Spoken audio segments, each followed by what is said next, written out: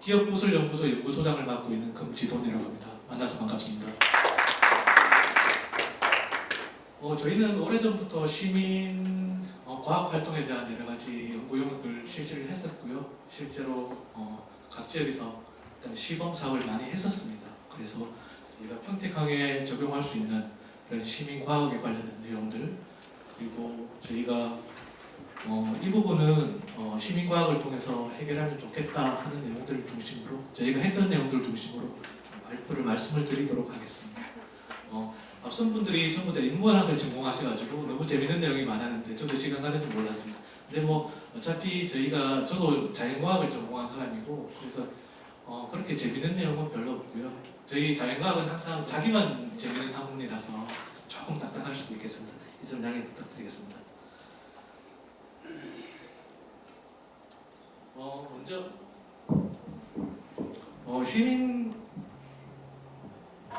시민과학이라는 이런 단어가 사실 굉장히 좀 생소할 수도 있을 것 같은데요.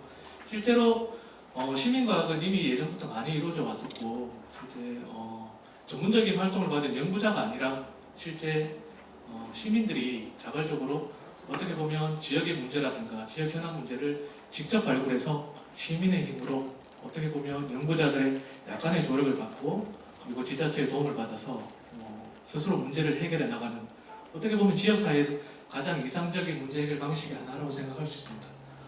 이미 예전부터 광범위한 지역에서 많은 자료를 수집해야 되는 그런 과제들에 대해서는 이미 많은 시민과학 영역에서 이걸 다루어왔었고요. 실제로 최근에는 개인적으로 예전 같았으면 생각도 하지 못하는 GPS 기기들을 저희들은 하나씩 다 가지고 있지 않습니까? 거기다가 예전에 저희가 처음에 공부를 시작할 때만 해도 디지털 카메라도 없었고요. 그리고 어떻게 생각하면 200만 화소의 저화질 카메라를 이렇게 썼는데, 전부 다 모든 개인이 GPS에다가 그리고 고화질의 아주 좋은 광학 장비를 다 갖추고 있죠.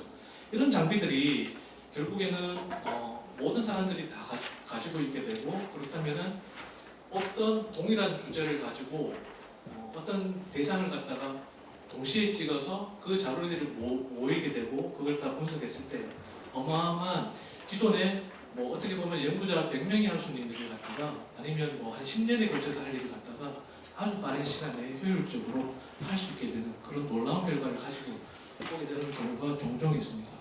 그래서 지금 현재의 시대는 스마트 기기의 보급도 있지만, 실제로 이러한 대용량의 자료들을 갖다가 쉽게 분석하고, 그리고 인공지능이나 이런 것들을 이용해서 그런 결과를 충분히 예측할 수 있기 때문에 현재 시민과학을 적용할 수 있는 분야는 점점 더 확대되고 있고, 앞으로도 점점 더 확대될 것이라고 생각하고 있습니다.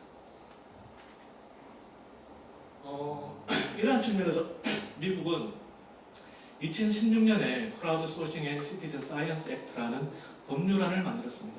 실제로 국가의 정책이라든가 국가의 정책 방향이 결정되는 것은 결국에는 그 정책을 집행하기 위해서 수행되는 그 예산을 어떻게 집행하느냐의 문제가 되겠죠. 그래서 이 법률은 실제 시민과학을 통해서 추진하는 여러 가지 사업들에 대한 예산을 집행할 수 있는 법률적인 근거를 제시하고 있습니다. 그래서 그 시티즌 사이언스 홈페이지에 들어가 보시면 제일 처음에 나온 말이 시민과학과 크라우드 소싱을 통해 국가 및 사회 전반의 혁신을 도모한다 라고 되어 있습니다. 그래서 미국에서도 이런, 어차피 이 광대한 해양이라는 공간은 실제로 한두 사람의 어떤 호기심과 역량을 가진 연구자가 그런 국가의 연구기관이 있다 하더라도 그 많은 정보를 수집하고 분석하고 가기에는 역부족이죠. 첨단 과학이 동원돼서 해야 되는 부분도 있고, 아니면 대규모 자본이 투입돼서 대양에 나가서 해야 되는 연구도 있겠지만, 우리가 실생활에서 지역사회의 현안 문제라든가 아니면 어떤 여러 가지 지역사회 문제를 해결하기에는 저희가 생각하기에는 시민과학과 같은 그런 방식의 접근이 적당하지 않나 판단하고 있습니다. 말씀드린 바와 같이 시민과학은 이미 예전부터 실시가 되어 왔었죠.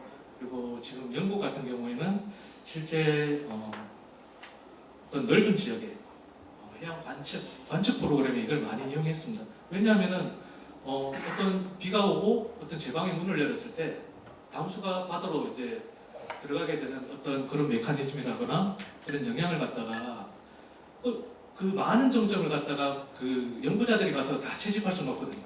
그러니까 그런 일정 시간에 대규모의 사람들이 투입돼서 짧은 시간에 끝내야 되는 그런 관측 프로그램들에는 이런 식의 접근이 영국에서는 오래전부터 90년대부터 실시되고 있었다 말씀드릴 수 있겠습니다. 그리고 이제 캐나다도 마찬가지고 다른 국가도 마찬가지지만 실제로 지금 현대에 와서 스마트 기기나 그런 것들을 이용해서 죄송합니다. 그래서 실제로 시민과학이 가장 많이 적용되는 부분이 모니터링과 감시 부분인 것 같아요. 이게.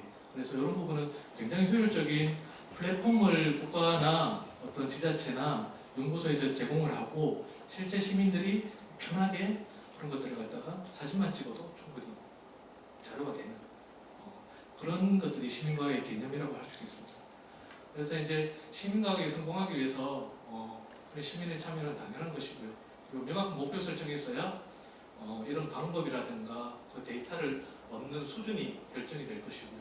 그리고 구성원 간에 그런 공동의 목표가 있어야 이런 것들이 원활하게 이루어질 수 있을 것이라 생각하고 있습니다. 이건 예시입니다. 지금 미국에도 우리나라 같이 해양보호구역이 있고요. 그 해양보호구역은 노아에서 관리를 하고 있는데 실제로 해안을 갖다가 이제 아까 전에 말씀드린 것처럼 감시하고 관리하고 이런 것들 그리고 지속적으로 이런 모니터링하는 사업들 해양 쓰레기도 마찬가지로 우리나라도 해양 쓰레기를 하고 있고요. 그리고 특징적인 스냅샷 데이라 그래가지고 그런 특정한 날에 모든 사람이 같은 대상이 아니라 그 지역의 같은 주제를 갖다가 사진을 찍는다거나 어떤 샘플링을 한다거나 그렇게 해서 일시에 대거에 많은 이제 자료를 구해서 실제적으로 큰 이런 여러 가지 좀 연구까지는 하기 힘든 그런 것들을 갖다가 원활하게 할 수 있는 그런 장점들이 있습니다. 그런 퍼스트 플래시나 이런 것들도 마찬가지 개념이에요. 저것들이고요. 그리고 미국에서는 시그랜트 사업이라고 굉장히 오래된 이제 지역 기반의 R&D 사업이 있는데 실제 연안에 위치하고 있는 대학을 거점으로 해서 지역사회 현안을 그 지역에 있는 전문가와 주민과 이해 당사자들이 해결해 나갈 수 있게 하는 프로그램입니다. 그래서 여기서 개발 R&D도 개발하고요. 그리고 인력 양성 프로그램도 있고 자원봉사 프로그램도 운영하고 있습니다. 그래서 그 지역의 중요한 자원인 크랙 같은 경우에 어떻게 성장하고 지역에 어떻게 분포하는지도 하고 있고요. 그리고 말씀드린 바와 같이 이런 수질 관리 모니터링 이런 것들도 하고 있고 학생들 교육하는 프로그램도 진행하고 있습니다. 유럽도 마찬가지로 유럽도 마린보드라고 하는 이런 플랫폼을 시민과학 플랫폼을 가지고 있습니다. 그래서 이렇게 여러 가지 조금 좀 전문화되긴 했지만 실제로 좀 미국보다는 조금 더 깊이 있는 프로그램도 진행하고 있는 것으로 알고 있습니다. 다음은 조류의 사례입니다. 조류 같은 경우에는 워낙 이동성이 큰 생물들이기 때문에 기본적으로 굉장히 좀 다른 분류군에 비해서 굉장히 좀 협업 체계가 잘 되어 있는 분류군에 속합니다. 국가 간의 협업 체계도 그렇고 국가 안에서 지역 간의 협업 체계도 그렇고 왜냐하면은 얘들은 워낙 이동성이 크기 때문에 한 번에 조사하자면 여기서 카운팅 됐던 애들이 저쪽에서 또 카운팅이 되겠죠. 그러니까 이걸 갖다가 동시에 조사할 필요가 있었고 그런 필요에 의해서 이런 것들이 잘 발달되어 있습니다. 그러기 위해서는 지역에 있는 사람들을 갖다가 계속 교육을 시켜야 되고 그런 교육을 받은 사람들이 그런 모니터링에 참여하게 되고 이런 구조가 계속 이어지고 있습니다. 대표적으로 우리나라에도 있긴 하지만 버드라이프 인터내셔널 NGO가 있고요. 그리고 영국에는 왕립조류학회가 이런 일을 하고 있습니다. 다음은 저희 이제 해양 생태계 관리에 관한 우리나라의 이제 최상위 법령이 이제 해양 생태계법인데요. 여기서는 국가에서 국가가 국가의 자산으로서 해양 생물, 그다음에 해양 생태 자원들을 관리하는 것을 법령에 명시를 하고 있습니다. 그래서 국가는 그 법에 따라서 반드시 해야 되는 수행 업무를 규정을 하고 있고요. 그리고 법정 업무를 규정을 하고 있는데 실제로 이것들을 다 관리를 할 수 있느냐? 그러면은 우리가 저런 법정 업무를 갖다가 명확하게 국가에서 법령에서 법령의 취지대로 이런 업무를 수행할 관리 수단을 가지고 있느냐라고 했을 때 사실은 그런 관리할 수 있는 수단을 가지고 있는 것은 몇 가지 항목밖에 없다는 거죠. 그리고 실제 해유생 동물, 해양 동물의 혼입 방지 이런 부분이 다 있지만 실제로 법상의 법정 업무는 규정을 하고 있지만 실제로 이걸 관리할 수 있는 수단은 없는 것들이 되게 많습니다. 그래서 저희는 이게 국가의 공공기관이라든가 연구기관에서뿐만 아니라 실제 시민과학이나 이런 부분을 통해서 굉장히 많은 부분이 해소될 수 있을 거라고 생각하고 있어요. 그래서 이런 부분을 한번 넣어봤고요. 아까 말씀드린 바와 같이 국내에서도 해양 분야에서 시민과학이 여러 기관, 민간, 부처 그리고 해양수산부에서도 진행이 되고 있습니다. 그리고 지금 갯벌 키퍼스라고 하는 거는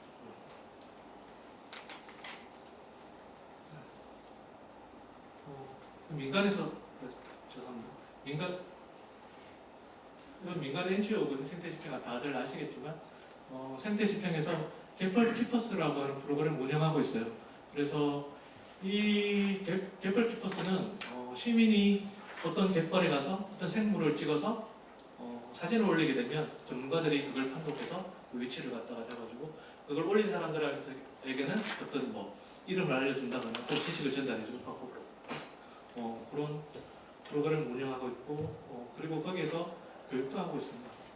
그리고 이거는 환경부에서 조류 조사를 하는데 실제 매년 동일한 시기에 동일한 장소에서 철새를 갖다가 조사를 해서 기록을 하는 거죠. 그래서 우리 인구 센서스 하듯이 조류 센서스를 하는 겁니다. 동일한 시기에. 그래서 매년 그 결과를 가지고 보고를 하고 있고 굉장히 좀 역사가 오래된 센서스입니다. 그래서 이걸 하려면 기본적으로 좀 교육도 필요하고 조류를 동정을 해야 됩니다. 보통 보면은 학교의 선생님이나 지역의 NGO에 계시는 분들 그리고 관심 있는 일반인들 이렇게 해서 전국에 한 200여 명 정도가 매년 참여하고 있습니다. 전국에 이 지역을 갖다가 거의 동시에 조사를 하는 거죠. 그리고 해수부에서는 해양 쓰레기 모니터링을 시민 모니터링을 통해서 하고 있고요. 두 달에 한 번씩 지역민들한테 지역에 있는 민간단체 중심으로 해서 해안에 밀려오는 쓰레기 종류, 방, 양 등을 갖다가 파악하고 있습니다. 실제 이 자료가 저희한테 많이 도움이 되고 있습니다. 네, 빨리 좀 넘어가겠습니다. 네. 그래서 우리나라에는 이제 습지보호지역이 있고요. 여기서도 많은 시민 모니터링을 하고 있다. 그리고 우리나라의 시민 모니터링은 이게 저희가 작년에 제시한 거고요. 보호구역센터에서 각 권역별로 코디네이터를 두게 되어 있습니다. 코디네이터는 각 지역의 시민 모니터링 요원들을 교육시키고 센터에서 전담 교육기관을 통해서 코디네이터를 교육시키는 그런 시스템으로 되어 있습니다. 지역에 맞게 지역의 특성에 맞게 시민 모니터링의 항목을 정해서 그 지역에서 이슈가 되고 어떤 문제 해결이 필요한 부분들에 대해서 시민 모니터링을 하고 있고요. 이 부분은 서천 같은 경우는 철새 도래지로 굉장히 유명하기 때문에 이런 부분을 하고 있고 신안 같은 경우에는 해안 침식이 좀 많이 발생하는 부분에서 이런 부분을 모니터링을 하고 있습니다.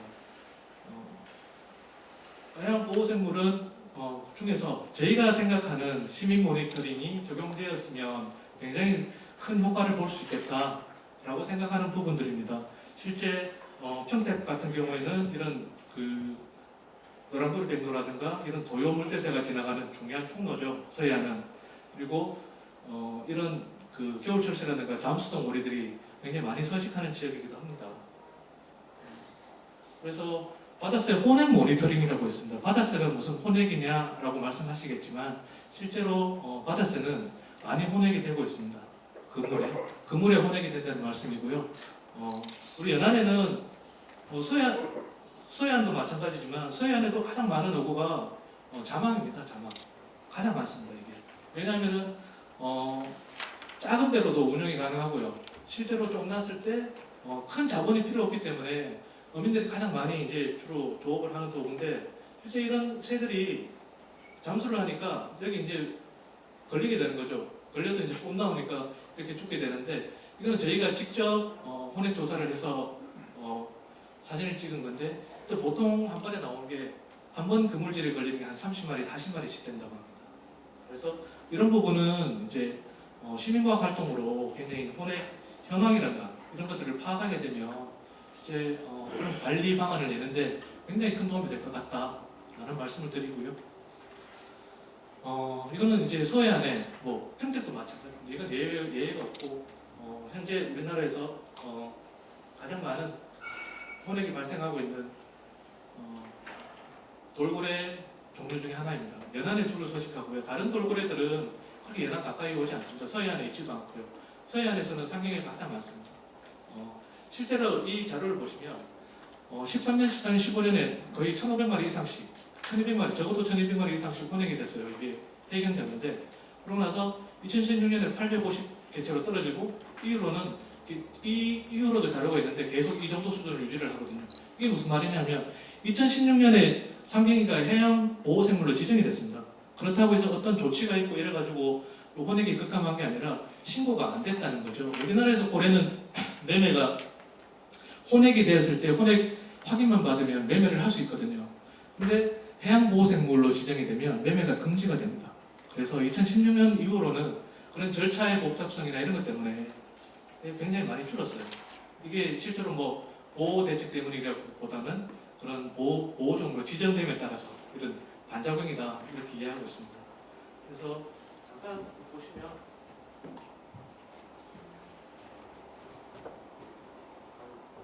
제가 동영상을 준비했었는데 일단은 시간이 없어서 넘어갈게요. 말씀드린 대로 상경이가 서해안에 어마어마하게 서식하고 있습니다. 주로 남해안에. 그리고 서해안에는 상경의 서식을 가장 위협하는 안강망해라는 우리나라 서해에서만 사용되는 어구가 있어요. 이제 어민들은 이제 뺑뺑이라고도 하고 이렇게 구조가 이렇게 돼 있어서 그 조석차에서 이게 들어가기 시작하면 이게 어마어마한 그 압력이 생겨가지고 다시 이쪽으로 반대 방향으로 못 돌아 나오거든요. 그러면 상경에 들어가서 죽는 그런 경우가 되겠습니다. 이런 탈출 어구도 보급 사업을 하고 있는데 뭐 여러 가지 문제로 잘 진행이 안 되고 있습니다. 그래서 제가 드리고 싶은 말씀은 이런 혼액 모니터링이나 이런 것들은 시민 과학의 수준에서 충분히 해결할 수 있고 더 잘할 수 있다. 이런 부분들을 갖다가 충분히 개발해야 된다라는 말씀을 드리고 싶습니다. 그리고 저희는 이런 과제를 추진하고 있고요. 그리고 시민사회단체 네트워크 연계해서 저희가 핵심 과제로서 이런 시민과학이라든가 이런 것들을 갖다가 제안하고자 합니다. 그래서 저희들은 평택 항만고사의 사회적 가치 제고와 그다음에 지역 해양 환경관리 네트워크 구축을 저희가 제안을 드리고요. 그 배경으로는 기업의 사회적 가치 공유가 이제 확산이 되고 있고 문재인 정부는 공공기관의 사회적 가치 실현을 100대 국정과제로 삼았습니다. 그리고 윤리경영 시대에서 가치 공유를 통한 기업의 동반 성장으로 이제 기업의 환경이 변하고 있습니다. 그리고 뭐 언제나 그렇지만 해양은 복잡하고 다양한 이슈가 많고요. 특히 평택항 그리고 밑에 당진까지 포함하게 되면 굉장히 항상 개발 압력에 이제 노출된 지역으로 할 수가 있습니다. 그러니까 어차피 항만이나 이런 것들이 국가의 기반 시설로서 꼭 필요하지만 그럼에도 불구하고 여러 가지 환경에 대한 위해가 가장 적고 지속 가능하게 이용하려면 지금 말씀드린 것 같이 지역 내에 이런 보다 견고한 협력체가 필요하다. 그런 걸 통해서 이런 것들을 저희가 달성할 수 있지 않을까 제안을 드려봅니다. 이건 뭐 사례고요. 그런 지역과 연계한 협력체계의 사례고요. 좀 이런 식으로 우리도 좀 보기 좋게 쉽게 누구나 딱 보면은 이해할 수 있는 그런 이런 것들이 이러한 데 대한 좀 노력이 좀 필요한 것 같습니다. 그래서 저희가 드리고 싶은 말씀은 시민과학 활동을 기반으로 해서 황만관에게 해양 환경 관리 네트워크 구축을 제안을 드리고요. 그리고 여기에는 항만공사라든가 평택시 지자체, 그다음에 시민단체, 관련 기업들, 그리고 교육기관, 일반 시민이 함께 할 수 있는 그런 협업 플랫폼을 만들어야 된다는 말씀을 드리고, 이거는 이제 소프트웨어적인 말씀이고요. 그걸 갖다 달성하기 위해서 여러 가지를 갖다가 할 수 있겠지만, 실제로 현재 물리적 공간으로서, 거점으로서 활용할 수 있는 공간이라고 한다면, 저희가 생각하기에는 평택항 홍보관 같은 그런 실제 거점이 될 수 있는 그런 시설이 좀 필요하다라고 말씀을 드릴 수 있겠습니다. 그래서 현재 항만의 홍보나 이런 쪽으로 좀 집중이 돼 있는 평택항의 홍보관을 갖다가 실제 저희가 지금 에코뮤지엄 관련한 해양 역사 문화, 해양 생태 체험, 교육, 그리고 뭐 말씀드렸던 시민과학 활동 기관이 될 수 있는 여러 가지 그런 것들로 조금 더 크게 좀 확장해 나갔으면 좋겠다라는 말씀을 드리면서 발표를 마치겠습니다.